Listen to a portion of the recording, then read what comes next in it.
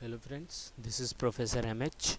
आज के इस वीडियो में हम लोग देखेंगे कि कैपिटल गेन कैसे निकलेगा। लास्ट वीडियो में हम लोग ने मीनिंग देखा था, उसका फॉर्मेट देखा था। अब हम लोग देखेंगे कि एक्चुअल में कैपिटल गेन कैसे निकाला जाता है विद डीप एक्सप्लेनेशन। तो यहाँ पे देखते हैं, क्वेश्चन दिया है, देखो। Mister Adil purchase a house property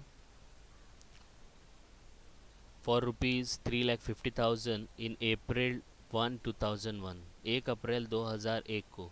याद रखना, जैसे ऐसा डेट आएगा ना तो देखने का कौन सा साल है ये तो 2001 है और 2002 है। ठीक है। He made the following addition और ऑल्टरेशन। जैसे ही एडिशन और ऑल्टरेशन आएगा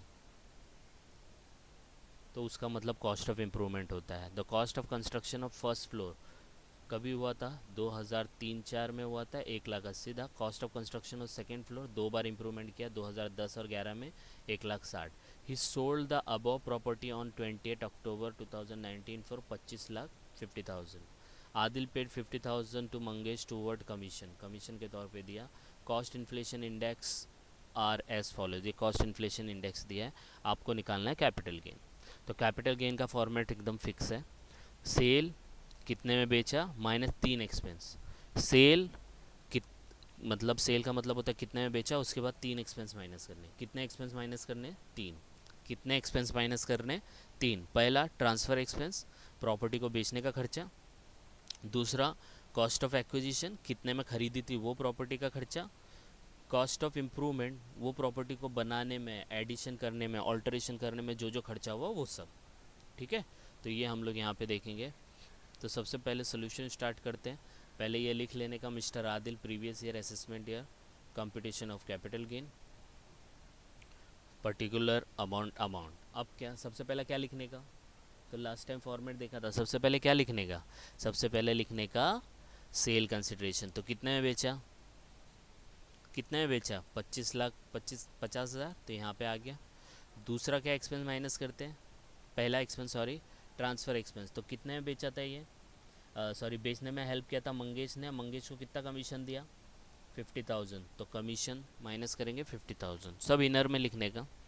नेक्स्ट आएगा इंडेक्स कॉस्ट ऑफ एक्विजिशन। अब आप लोग बोलेंगे सर शॉर्ट टर्म है कि लॉन्ग टर्म, तो डिसाइड करने का। कब खरीदा? 2001 में, है ना? 2001। और बेचा कभी? 2019। और आपको पता है हाउस प्रॉपर्टी है तो 24 महीने का टाइम देखने का। तो 24 महीने से ज़्यादा है दोनों के बीच में या कम है? तो 2001 से लेकर 2019, 18 साल का गैप है ना, तो ये लॉन्ग टर्म ही होगा। और लॉन्ग टर्म रहेगा तो क्या आएगा? इंडेक्स कॉस्ट ऑफ एक्विजिशन आएगा। आया समझ में? तो कैसे निकालने का? देखो 2001-2, तो 2001-2, अब ध्यान से देखना, वो फॉर्मूला मैंने आपको लिखाया था वहाँ पे, राइट? अब फॉर्मूला कैसे ध्यान में देंगे मैं आपको बताता हूँ यहाँ पे। एक्चुअल में 2001-2 में उसका वैल्यू कितना था? 3.5 लाख, बराबर है। अब 2001-2 में 3.5 लाख है, उसको बेचे कभी 2019 में। तो ये 2019 में अगर आपने बेचा तो ये तो 2019-20 का वैल्यू है ना, 25 लाख। लेकिन ये वैल्यू 2001-2 का है 3.5 लाख। तो हम लोग इसमें से डायरेक्टली नहीं माइनस कर सकते, क्योंकि वो टाइम पे 3.5 लाख का फ्लैट था। वो टाइम पे 3.5 लाख का में फ्लैट आया गया था। ये टाइम पे वो फ्लैट अराउंड 25 लाख में जा रहा है। तो हम लोग अगर 25 लाख में से 3.5 लाख माइनस करेंगे तो ये तो नाइंसाफ़ी होगी ना, क्योंकि वो टाइम पे 3.5 लाख था तो समझ में आता। अब ये टाइम पे तो उसका वैल्यू थोड़ा बढ़ गया ना, तो हम लोग भी ये 3.5 लाख को क्या करेंगे, थोड़ा इंक्रीज करेंगे। 3.5 लाख को भी क्या करेंगे हम लोग? इंक्रीज करेंगे। इसलिए हम लोग इंडेक्स बोलते हैं, इंडेक्सेशन, राइट? तो इसलिए अब इसको कैसे करेंगे? ये 3.5 लाख, ये 3.5 लाख 2001 को बिलोंग करता है कि नहीं करता है? 2001 का इन्फ्लेशन देखने का। तो 2001-2 का इन्फ्लेशन कितना है? 100। तो 100 लिखने का। ठीक है, बराबर है। अब हम लोग को इस वैल्यू को 2019 के इन्फ्लेशन से एडजस्ट करना है, क्योंकि 3.5 लाख 25 लाख में से माइनस करना अच्छा नहीं है, क्योंकि वो 25 लाख वैल्यू 2019-20 का है। 18 साल बाद का, और 3.5 लाख 19 साल पहले का वैल्यू है। तो वो 19 साल का जो पहले का वैल्यू है, उस 19 साल पहले के वैल्यू को आज के दौर में वो कितने में हो सकता था, आज के दौर में वो कितने में हो सकता था, उस इन्फ्लेशन से एडजस्ट करेंगे। तो यहाँ पे देखो 3.5 लाख अगर 100 है, तो हम लोग को ये साल कितना 19-20 है ना, तो 19-20 कितना है 289, तो 289 100 के नीचे रखेंगे। अब क्या कर देंगे, क्रॉस मल्टीप्लाई, तो अपने को वैल्यू मिल जाएगा।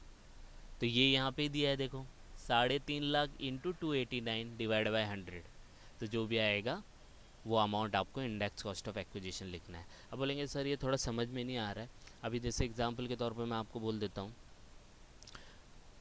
आपने मेरे से फ्लैट खरीदा, ठीक है, या मैं आपसे फ्लैट खरीद रहा हूँ 3.5 लाख में, 2001 की बात है। अब 3.5 लाख में था, मैंने आपको 50,000 टोकन दिया, मैं बोला 3 लाख रुपया मैं 1 महीने में देता हूँ और फ्लैट ले लेता हूँ। फिर मैं आया ही नहीं, ना मैं आपको कॉल करता हूँ ना कुछ करता हूँ, कुछ नहीं। अब मैं 2019 में आता हूँ और आपको बोलता हूँ कि देखो 3.5 लाख में ये बात हुई थी 2001 में, अब ये 3 लाख रुपया रखो और ये फ्लैट खाली करो, मैं ये खरीद रहा हूँ। क्या आप वो 3 लाख लेके फ्लैट खाली करेंगे, करेंगे कि नहीं करेंगे? नहीं करेंगे, क्योंकि 2001 की बात थी, उधर पे 3-3.5 लाख में फ्लैट मिल रहा था। अब 3-3.5 लाख में फ्लैट मिल रहा है क्या? यस और नो? नहीं मिल रहा है। अभी उसका वैल्यू 25-26 लाख चल रहा है कि नहीं? तो हम लोग वो 3.5 लाख रुपया अभी भी कैसे माइनस कर सकते हैं? हम लोग वो 3.5 लाख को क्या करेंगे, आज के वैल्यू में कन्वर्ट करेंगे, आज के इन्फ्लेशन में कन्वर्ट करेंगे। इसलिए हम लोग इसको क्रॉस मल्टीप्लाई करते हैं। तो क्या करने का, 3.5 लाख कौन से साल को बिलोंग करता है, 2001-2 को, तो इज इक्वल टू 100। तो हम लोग को कौन से ईयर के वैल्यू से कंपैरिजन करना है, 2019-20, तो वहाँ का वैल्यू 289। ये इन्फ्लेशन इंडेक्स आपको देगा, हाँ, सब एग्जाम में देगा। सिर्फ याद रखना करंट ईयर का 289 है और स्टार्टिंग ईयर का 100 होता है। 289 नीचे रखा, क्रॉस मल्टीप्लाई किया, आपको आंसर मिल गया 10,11,500। आया समझ में? तो this is all about index cost of acquisition. Improvement में भी देखो, अभी लेस इम्प्रूवमेंट आएगा।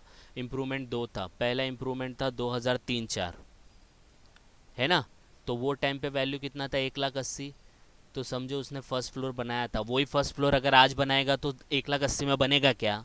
2003-4 में 1,80,000 लगा था, अब वापस 2019-20 में वो फर्स्ट फ्लोर बनाएगा तो इतना पैसा लगेगा नहीं ना। तो 1,80,000 को हम लोग आज के वैल्यू में कन्वर्ट करेंगे, 1,80,000 को हम लोग आज के इन्फ्लेशन वैल्यू में एडजस्ट करेंगे।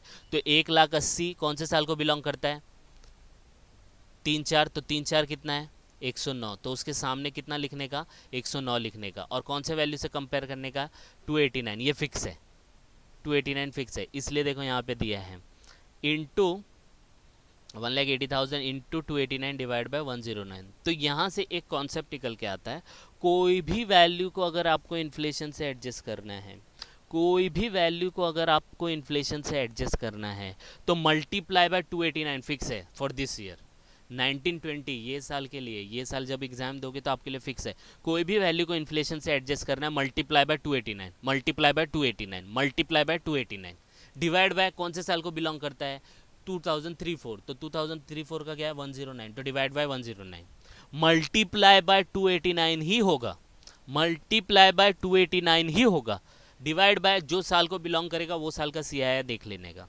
ठीक है, अब सेकंड वाला देख लो, 2010-11, तो 2010-11 में 1,60,000 है, तो 1,60,000 मल्टीप्लाई बाय 289 डिवाइड बाय 10-11 में कितना था 167, तो डिवाइड बाय 167 देखो नीचे दिए है।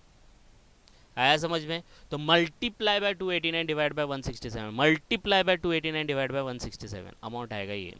अब इनको टोटल कर लेने का, तो 18,15,634 माइनस करेंगे, लॉन्ग टर्म कैपिटल गेन आएगा 7,34,366।